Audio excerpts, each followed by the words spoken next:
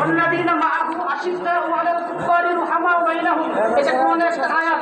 কাদিয়ানী বলছে এই আয়াত ওহী রূপে আমার উপর নাযিল হয়েছে, আমাকে আল্লাহ মুহাম্মদুর রাসূলুল্লাহ বলেছেন। কাদিয়ানী কি মুহাম্মদুর রাসূলুল্লাহ? এই কারণেই কাদিয়ানী ছেলে মির্জা বশির আহমদ এলমে একটা কিতাব লিখেছে কালিমাতুল ফসল। এই বইয়ের 15 নম্বর পৃষ্ঠায় কাদিয়ানী ছেলে বলতেছে, क्या इस बात में कोई शक नहीं आता है कि कादियान में अल्लाह ताला ने फिर मुहम्मद सल्लल्लाहु अलैहि वसल्लम को उतारा है।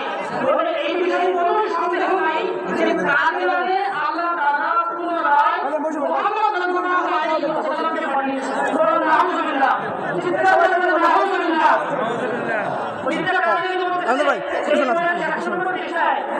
এখানে বসানোর জন্য বলা হয়েছে, বসা ভালো।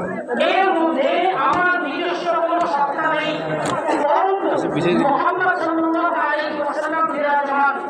এই কারণে আমার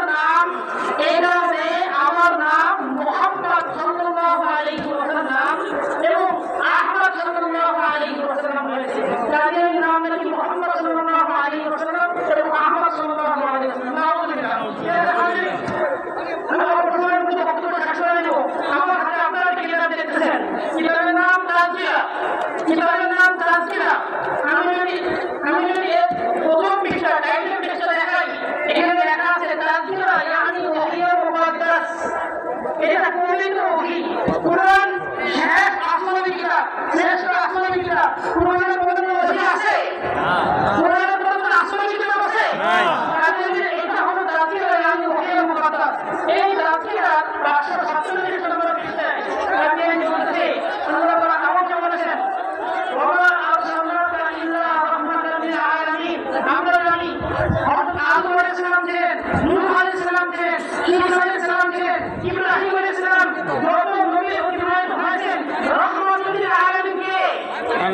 রাহমাতুল লিল আলামিন নবী করিম সাল্লাল্লাহু আলাইহি ওয়াসাল্লাম। কিন্তু কাদিয়ানী বলতেছে না, আল্লাহ তাআলা আমাকে বলেছেন ওয়া আরসালনাকা ইল্লা রাহমাতাল লিল আলামিন।